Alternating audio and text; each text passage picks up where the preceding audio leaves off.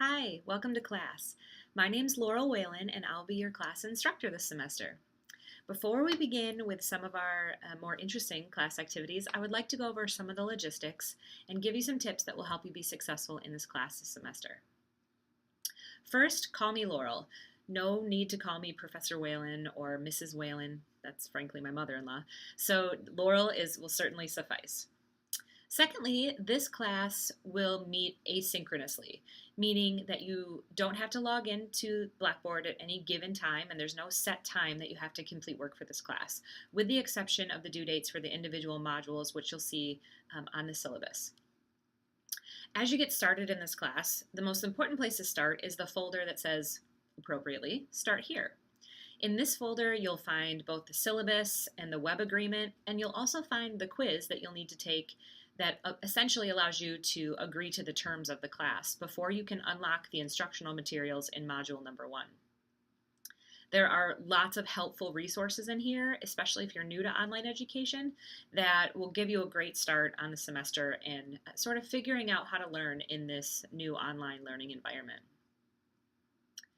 So before we begin with the specifics of this class, I just want to flip over for a second so I can show you a couple things in Blackboard so we can all be on the same page as we get started here. So as you can see here, I am in Blackboard. I'm actually in a course from last semester so that you can see the full functionality of the class in its whole parts instead of just pieces that you'll see as you first get into it. But so when you start in the Start Here tab on the left-hand navigation bar, you'll see some general information about the class and about me. And anytime you see an icon that looks like this, it looks like a little folder with tabs, that's a learning module.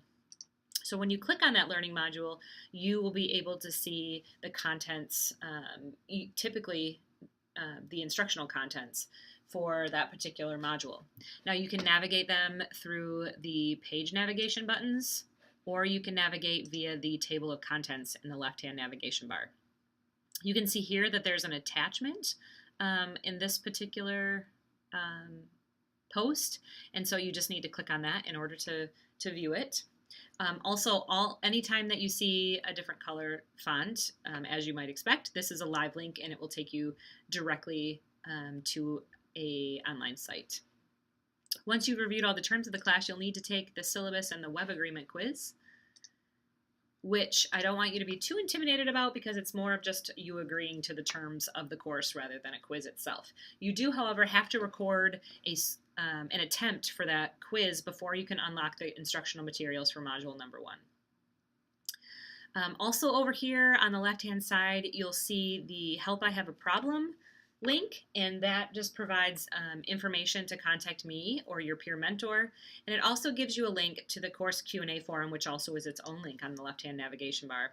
And in this case, you can see all of the related threads that are appropriately titled for each of the individual modules, and if you have a question about any of these modules, you just click on it, and you will see that there's a parent post in all of them. You just click on reply and you'll be able to post your question, which you can see here from last semester can be answered by either me as your instructor or any of your peers. So if you know the answer to a course Q&A forum question, please feel free to answer it for your classmates as well. So then also on your left-hand navigation bar, in this case, you see all 7 modules posted here. Again, that's because it's a course from last semester. But you will see the one that is due at the present time as well as the ones that you've already completed. So once you click on a module, they all look the same. They're all set up the same way. There's an introduction video typically. There's a link to the Q&A forum, and then a checklist so that you can make sure that you've completed everything you needed to complete before the end of the module. Now again, you see the learning module icon here, so when you click on that, you'll be able to see all of the instructional materials, in this case for module number 2. So again, the readings are live links, so you can click through to those. PowerPoint slides, these are all narrated, so you'll be able to hear my content, my lecture essentially, on these particular things. Some related videos, again, that are linked. And then anytime you see an assignment, in this case, this assignment is an essay.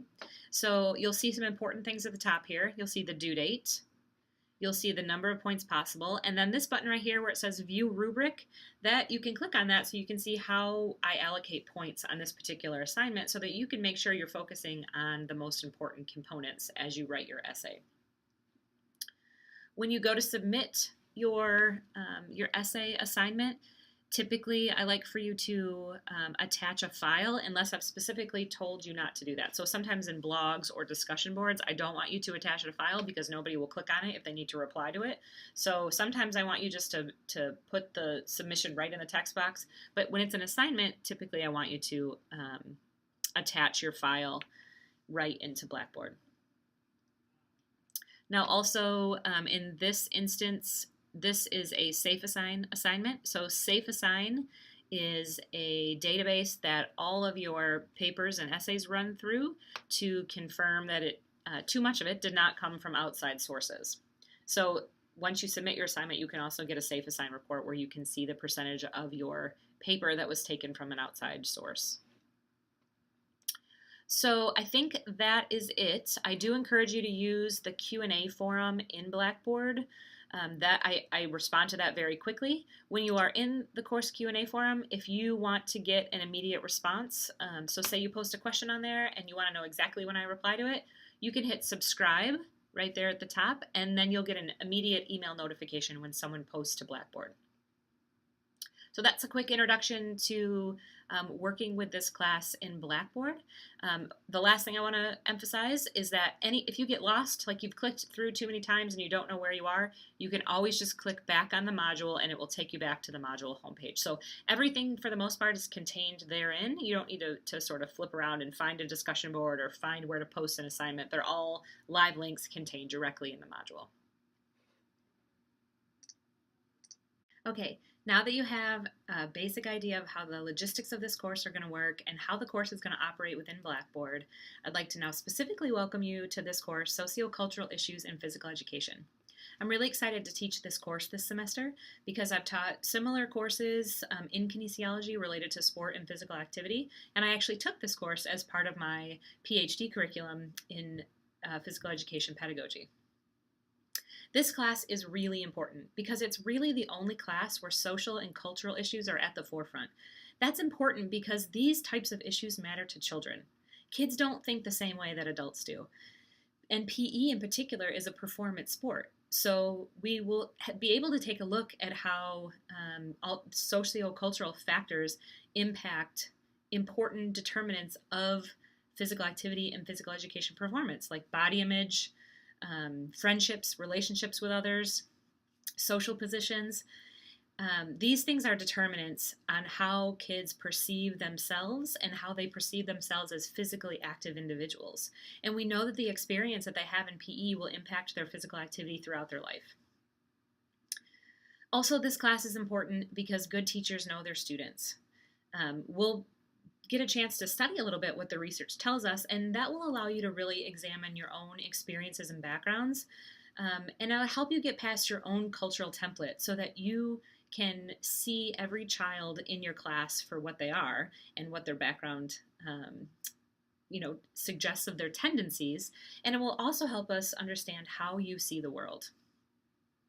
So in this class, we're going to navigate through the various modules in roughly a 2-week time frame. And in each module, there will be related assignments that you'll complete, ending with a final project that sort of builds on every module in the class at the end. So if you have any questions, please feel free to post them to the Q&A forum over there on your left-hand navigation bar, or send me an email, or certainly call me on Skype during my office hours, which are pretty much every afternoon. So I really look forward to working with you in this class, and I will see you soon.